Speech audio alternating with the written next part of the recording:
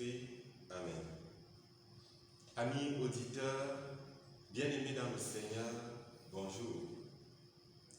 En ce temps d'épreuve de l'épidémie du Covid-19, il est de bon temps que nous chrétiens, nous tournions vers le Seigneur, non seulement pour implorer sa miséricorde, mais aussi pour rendre compte de notre espérance au milieu d'un monde agité où l'orgueil et la rationalité instrumentale ont fait de l'homme la proie de ses propres désirs. Il n'est plus maître de tout. Il a même perdu le contrôle sur ses inventions. Parce qu'il a dit à Dieu, laisse-nous tranquilles. Nous n'avons pas besoin de toi. Au milieu de ce tableau lamentable, nous sommes appelés en tant que chrétiens, non pas à nous affoler du mal qui nous étreint, mais à manifester notre foi malgré l'épreuve. Cela implique que nous confessions notre orgueil, que nous reconnaissions notre responsabilité face à la misère qui accable l'homme.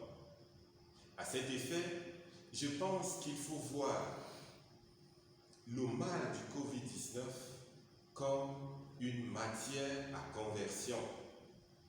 Nous devons en faire une opportunité pour transformer nos mentalités, notre manque de confiance, notre égoïsme, notre manque de charité.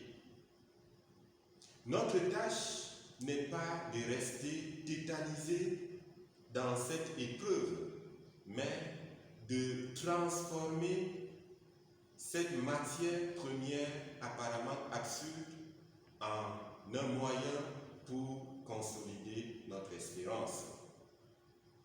C'est le travail considérable des chrétiens, car la parole de Dieu nous dit « L'or lui-même, qui est périssable, est pourtant éprouvé par le feu. De même, notre foi, beaucoup plus précieuse que l'or, est mise à l'épreuve afin de prouver sa valeur. C'est ainsi que vous pourrez recevoir louange, gloire et honneur quand Jésus-Christ apparaîtra. La première lettre de Pierre, chapitre 1, verset 7.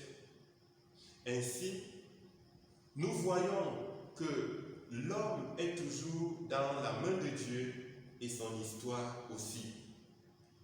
Le projet de Dieu sur l'homme demeure d'actualité, même s'il traverse des contradictions. Nous avons donc de bonnes raisons pour garder l'espérance. Ce matin, en discutant avec une amie sur WhatsApp, je lui faisais part des initiatives prises par l'Église catholique romaine pour remédier au Covid-19, parmi lesquelles une prière de consécration du monde à Marie Auxiliatrice qui a été dite le 24 mars dernier dans tous les coins du monde par tous les Salésiens du monde entier.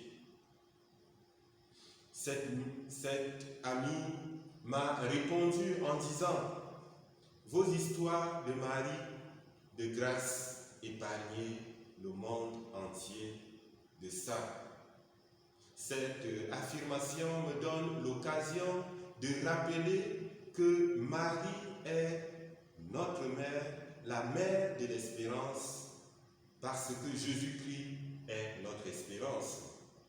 Jean 1, 18. Plus encore, l'annonciation du Seigneur que nous célébrons aujourd'hui nous apprend que Jésus a pris chair de la Vierge Marie, la rendant ainsi participante du mystère du salut. Dans l'encyclique Spe Salvi sur l'espérance chrétienne, le pape Benoît XVI nous présente Marie comme étoile de l'espérance. Par une hymne du 7e au 9e siècle, dont depuis plus de 1000 ans, l'Église salue Marie, Mère de Dieu, comme étoile de la mer Ave Maria Stella. Les vraies étoiles de notre vie sont les personnes qui ont su vivre dans la droiture. Elles sont des lumières d'espérance. Certes, Jésus est notre lumière par antonomase, le soleil qui se lève sur toutes les ténèbres de l'histoire. Mais pour arriver jusqu'à lui, nous avons besoin aussi de lumière proche, de personnes qui donnent une lumière en l'attirant de Jésus, en l'attirant de sa lumière et qui offre ainsi une orientation pour notre traversée. Et quelle personne pourrait plus que Marie être pour nous l'étoile de l'espérance? Elle qui par son oui ouvrit à Dieu lui-même la porte de notre monde. Elle qui devint la vivante arche de l'alliance dans laquelle Dieu se fit chair, devint l'un de nous, planta sa demeure au milieu de nous, Spé sa vie numéro 49. Par le oui de Marie, l'espérance des millénaires devait devenir réalité, entrer dans ce monde et dans notre histoire. Voici la servante du Seigneur, que tout se passe pour moi selon ta parole. Luc 1, 18. Mais à côté de la joie dans le Magnificat, par les paroles, par les chants que Marie a répandus dans les siècles, elle a connu également les affirmations obscures des prophètes sur la souffrance du serviteur de Dieu en ce monde.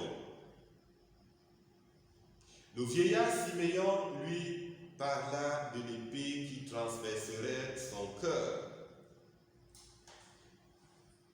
du signe de contradiction que son fils serait dans ce monde, de la croix, Marie reçut une mission nouvelle.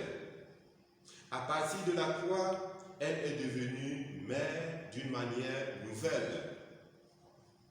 Mère de ceux qui veulent croire en son Fils Jésus et le suivre.